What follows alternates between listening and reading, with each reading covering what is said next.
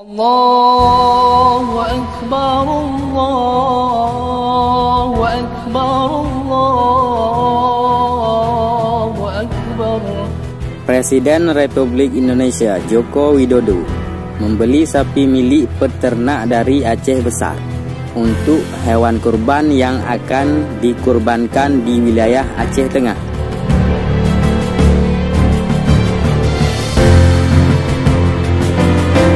Sapi kurban yang dibeli Presiden Joko Widodo berjenis simental.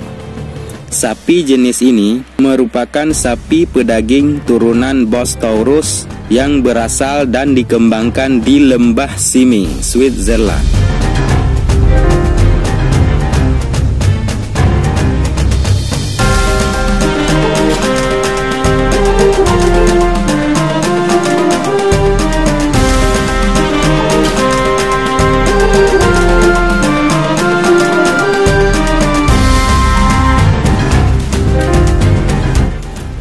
Pertumbuhan ototnya bagus dan penimbunan lemak di bawah kulit rendah sehingga sangat ideal untuk dijadikan sebagai penyediaan daging.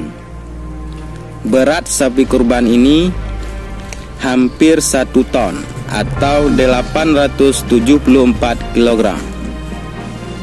Sapi tersebut dibeli dari seorang peternak di Aceh Besar, tepatnya di kawasan Kecamatan Blang Bintang, seharga Rp105 juta.